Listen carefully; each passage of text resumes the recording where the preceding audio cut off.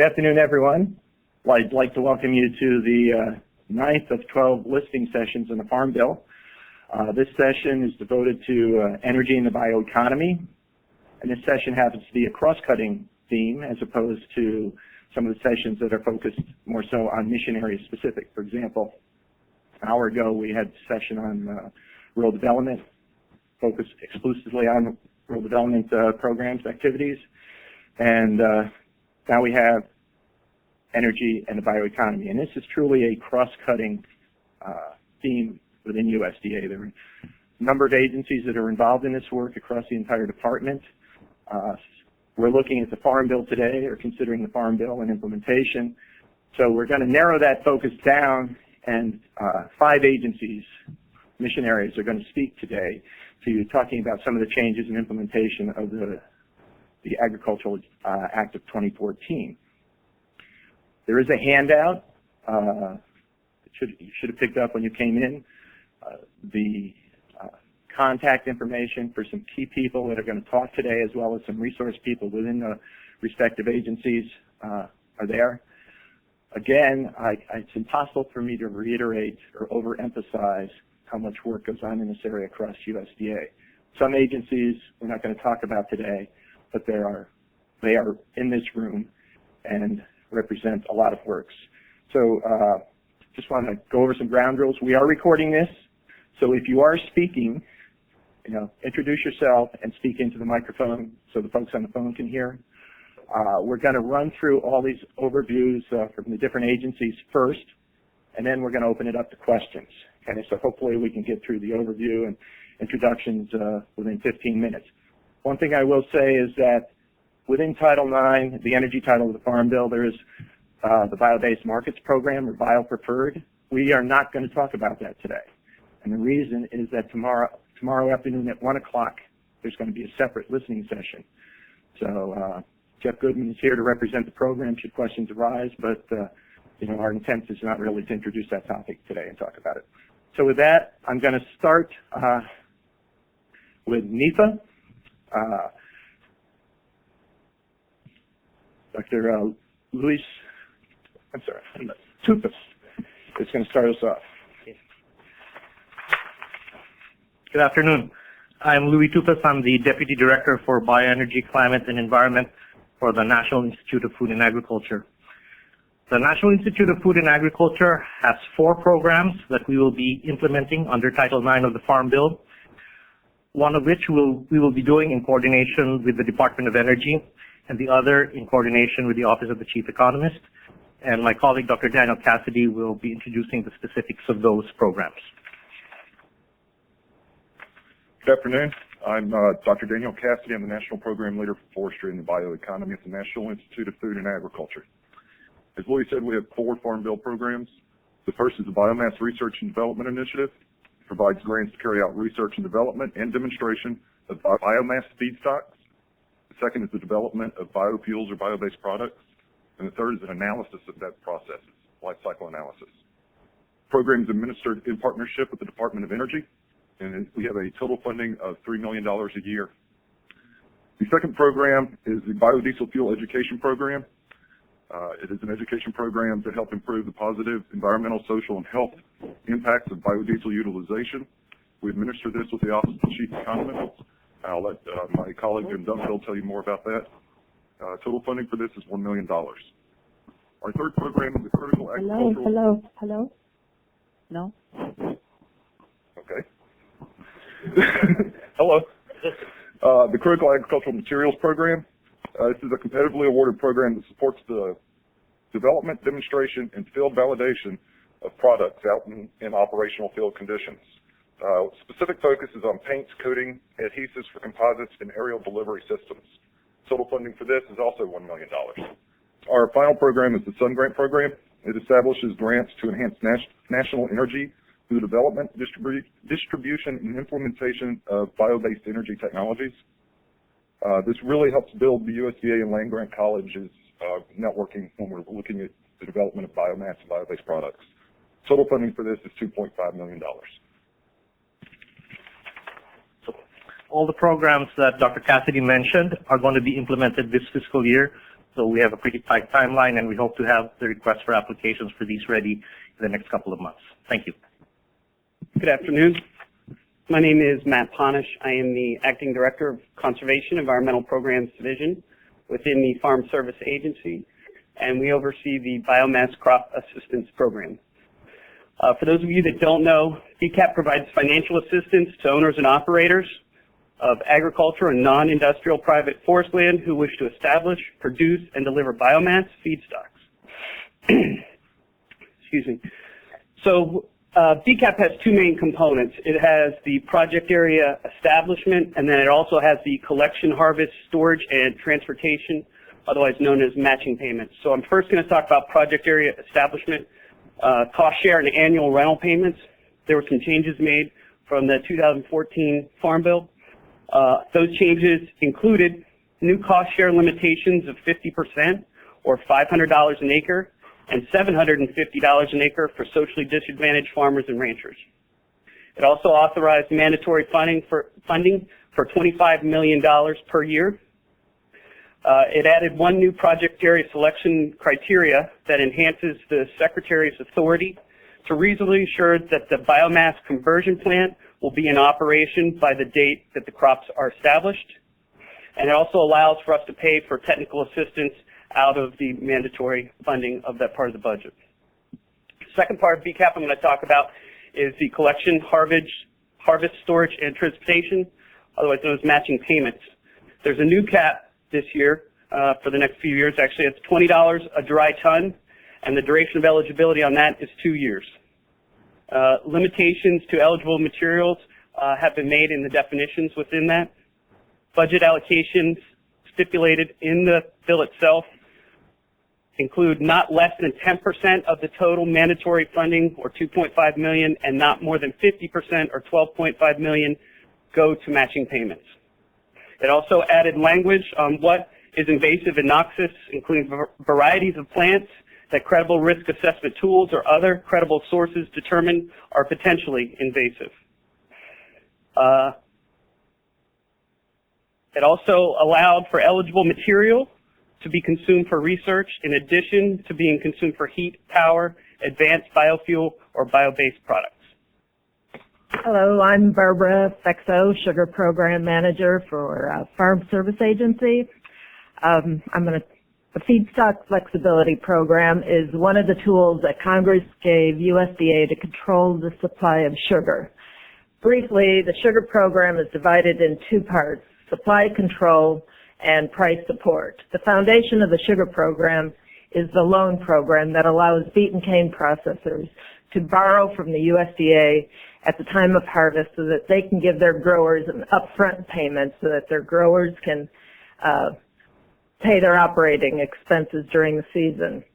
If the price is so low when that loan is due that they would lose money by paying off the loan, they could forfeit the sugar to us, USDA. We would own the sugar, and then we'd have to turn around and sell it in a low market, and we would lose money.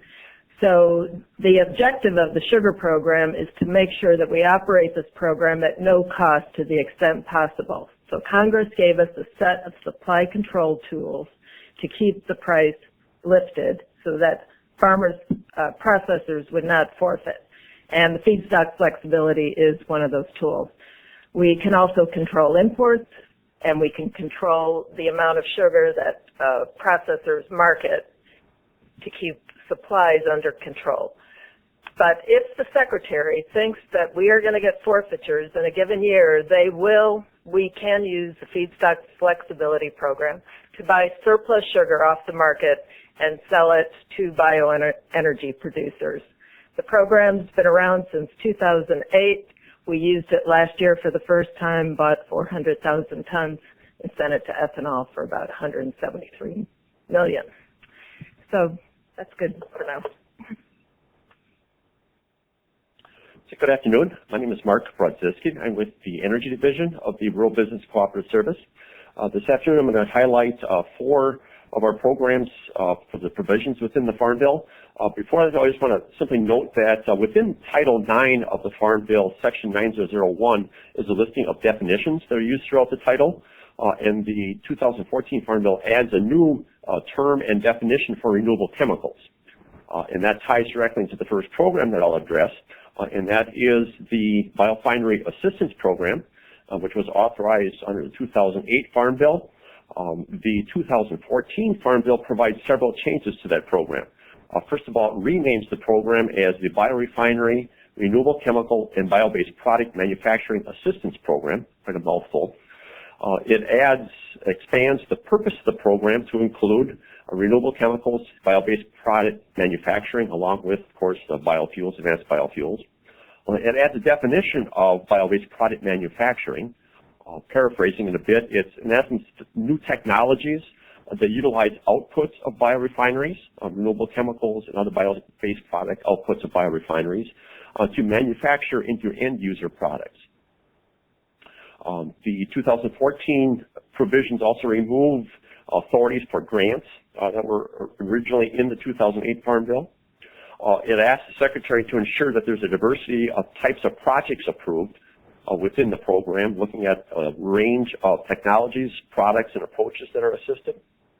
It provides mandatory funding of $100 million in 2014 and $50 million in each of 2015 and 16, so a total of $200 million.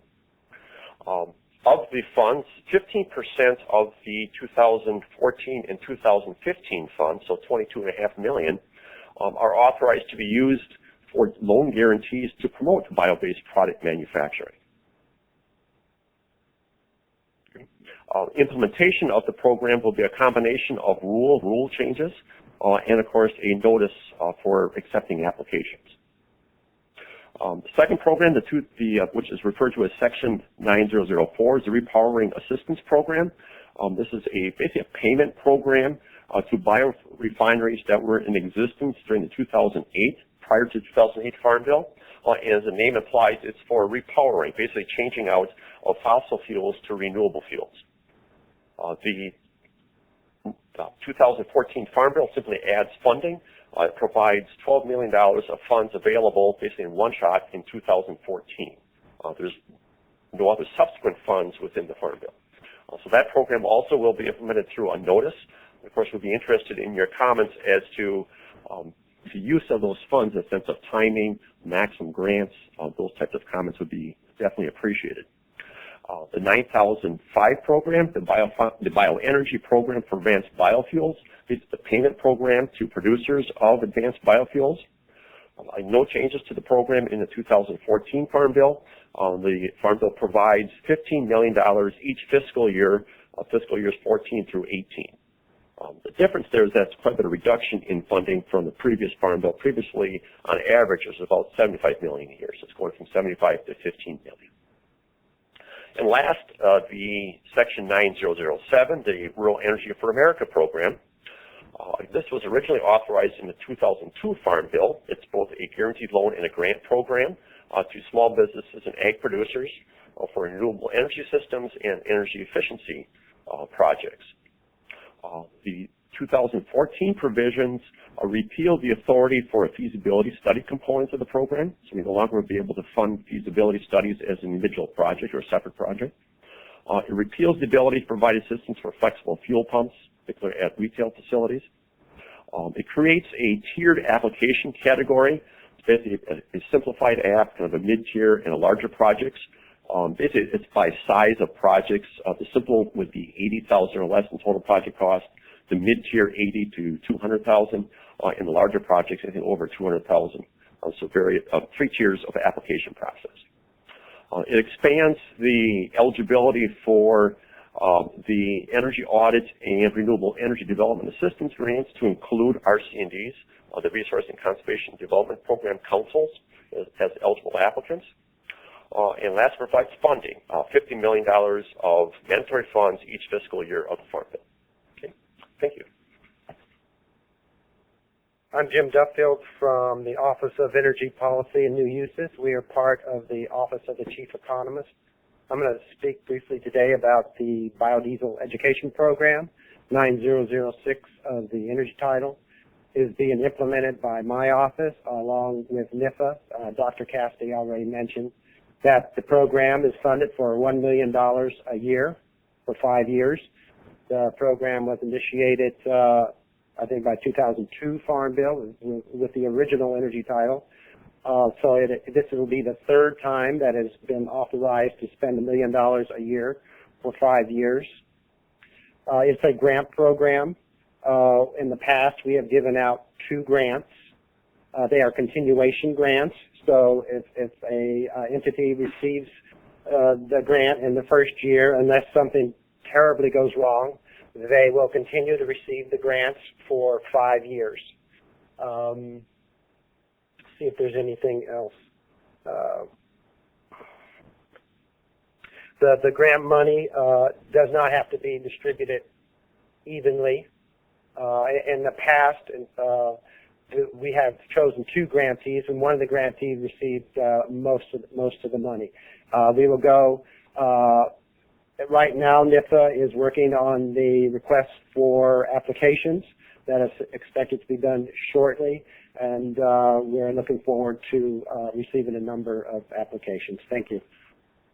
Okay, we were going to have a speaker from Natural Resources and Environment, but Patrick Holmes is tied up over at the Council of Environmental Quality, so we'll let him talk if he arrives in time.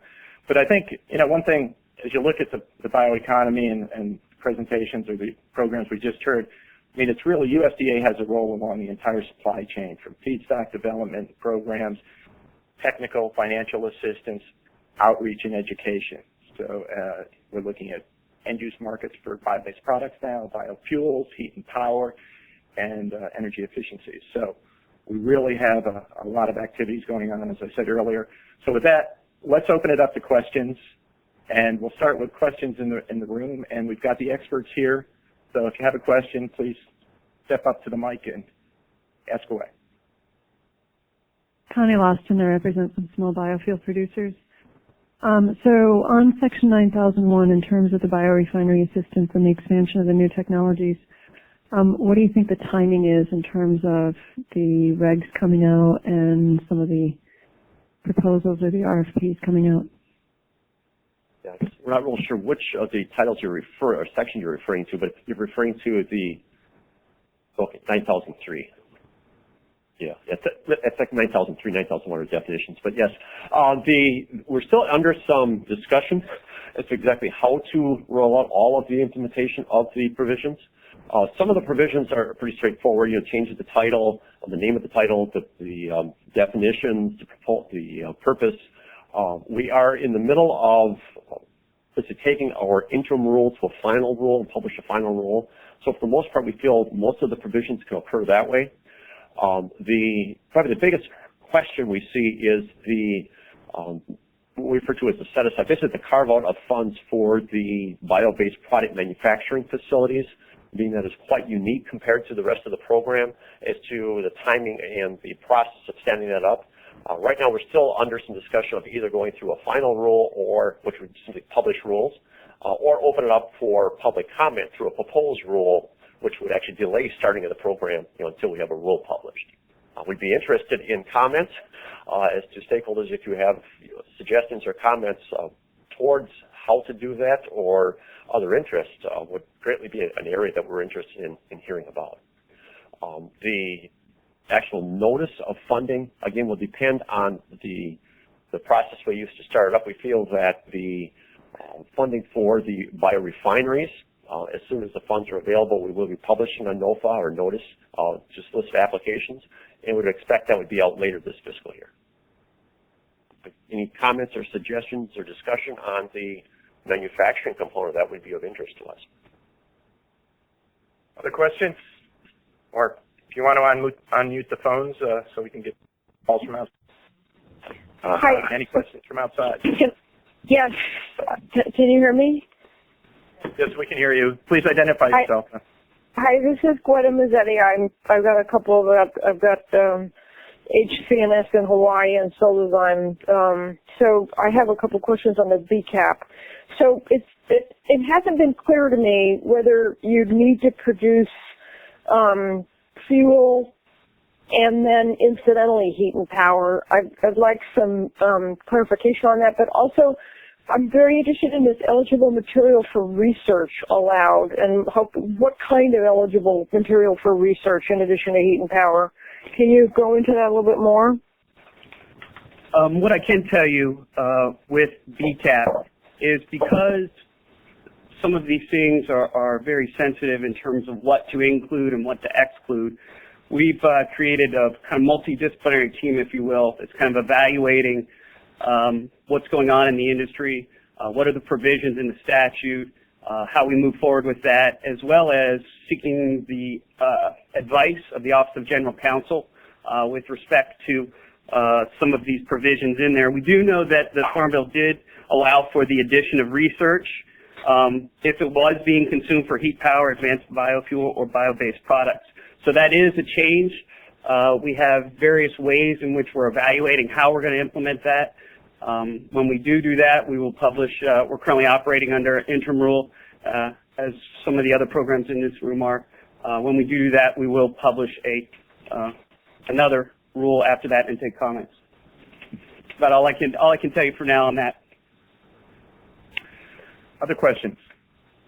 Yes, this is Andy Olson from Environmental Law and Policy Center and farmenergy.org. Regarding the REAP program, 2 questions.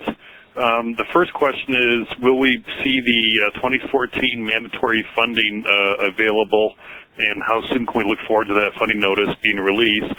And also, for a number of years now, we have had a 2-meter rule on REAP that requires that for electricity produced in renewables, a separate meter be installed for the system, aside from the farmstead, and that to deal with the USDA's own rule that the residents does not benefit.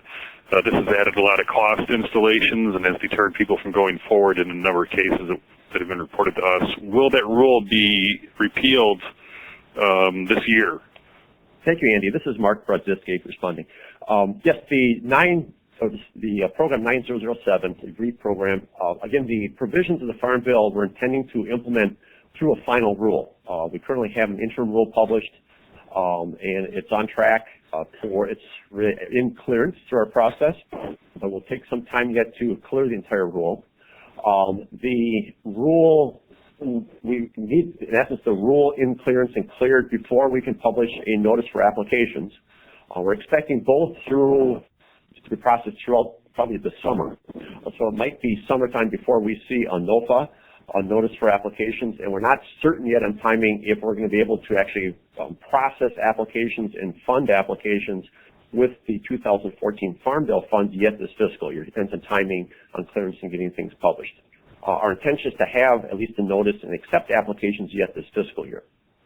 Regarding the 2-meter rule, in essence, for facilities where we have a business or a farm associated with their residents, there's really nothing in the Farm Bill regarding the issue. However, the rule that we were in clearance prior to the Farm Bill already addressed that issue, clarifying that that's no longer needed as long as we can document that the energy being produced or used or saved, if it's energy efficiency, is for the either business or producer and not for the residents. So it would make it a lot easier for projects to utilize the program and not necessarily require 2 meters on a facility. Again, that would be. Go ahead, Andy. That would be great. Glad to hear that. And would that also apply for the? I understand there would be 2 funding cycles this year for the appropriation plus carryover funds, and would the 2-meter rule be lifted for that as well? No, it won't be lifted until the actual rule, final rule, is published. The current rule still requires. So depending on cycles, we have some carryover funds and some other funding available yet from previous Farm Bill. So that, the second note, well, that's the first note that we hope to get out, but that will be prior to, we hope to, prior to the final rule, the rule edits. So the existing rules will apply to any carryover funds. And the new rule, along with the 2014 Farm Bill funds, then would apply thereafter. Okay, and in terms of the Farm Bill funding for 2014, you said it may not be out this fiscal year, which means by September 30. So would that money be carried over if it's not allocated, or would that just disappear from the program? Well, again, our intention is to publish a notice this fiscal year.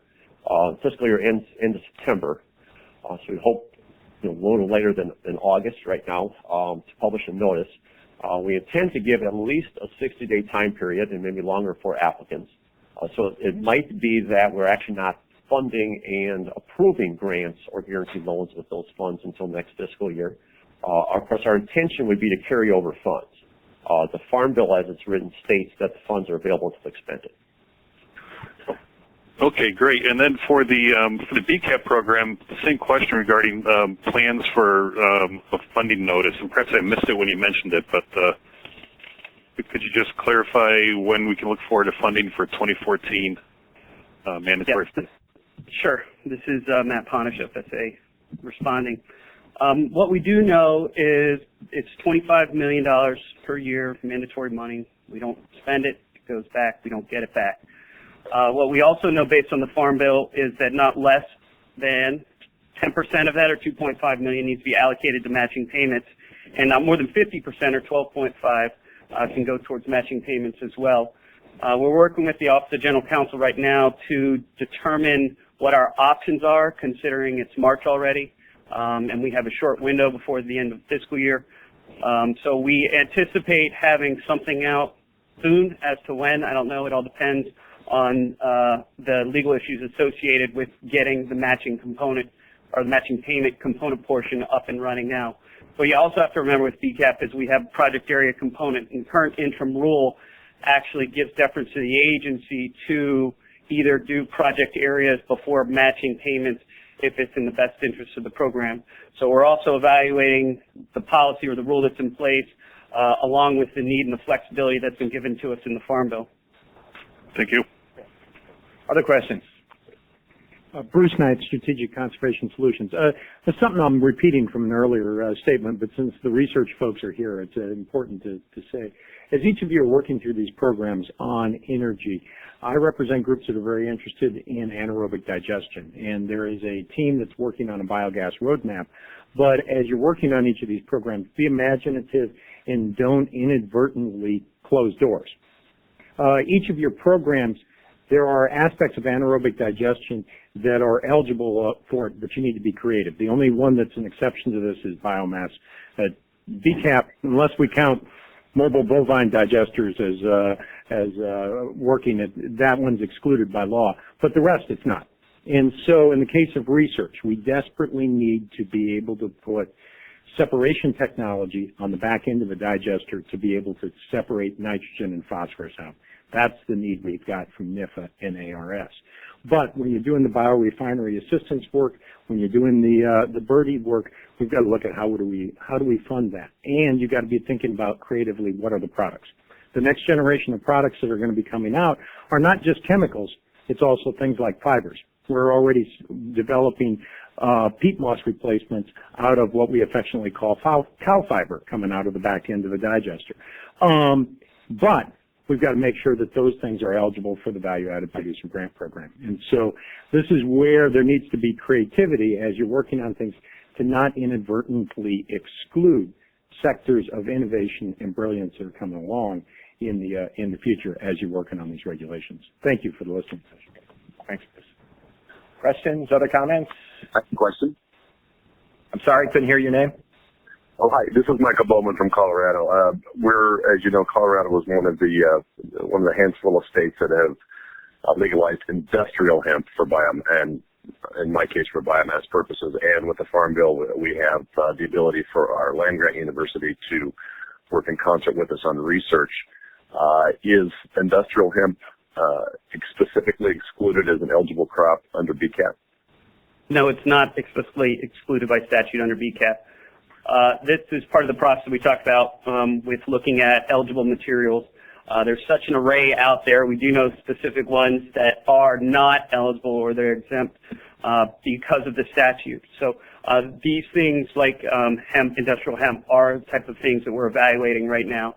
And as we go through this process, we would request that you submit letters to either to myself, to the administrator of FSA, to Undersecretary Skuse, with any suggestions on what you think would be a good eligible material or what you think would be a good end use for some of these products.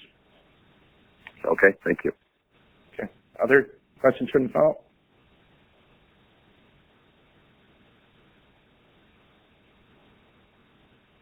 Silence rules. With that, I thank you all for attending.